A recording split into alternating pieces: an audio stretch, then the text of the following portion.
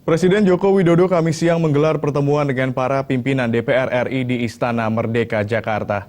Ketua DPR Setia Novanto membantah pertemuannya dengan Presiden membahas reshuffle kabinet. Menurut Setia, pertemuan tersebut hanya membahas dana penyertaan modal nasional atau PMN.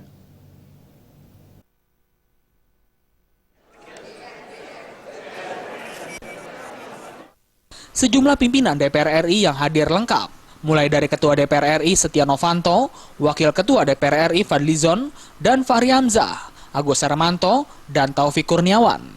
Mereka bertemu dengan Presiden Joko Widodo sekitar pukul 11 siang waktu Indonesia Barat di Istana Merdeka, Jakarta, dan melakukan pertemuan tertutup.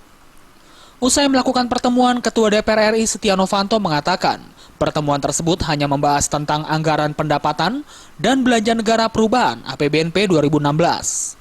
Secara spesifik membahas mengenai anggaran pernyataan modal negara atau PMN untuk BUMN. Sementara terkait reshuffle kabinet, Setia Novanto mengaku tidak ada pembahasan tersebut dalam pertemuannya dengan Presiden. Namun terkait reshuffle kabinet, pihaknya akan menunggu langkah Presiden, terutama dalam mengatasi kondisi ekonomi yang kian buruk.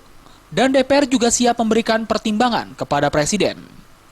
Kami akan membicarakan masalah APBN negara dan juga yang berkaitan dengan penempatan daripada PMN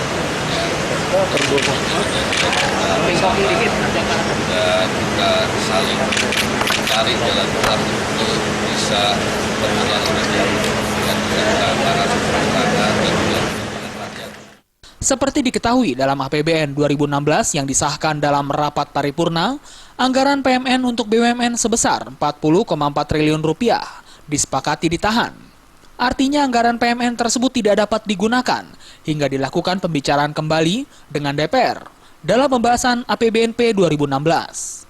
Sebelumnya, DPR mempertanyakan keberadaan anggaran tersebut yang dinilai terlalu besar. Dari Jakarta, Linda Puspitasari dan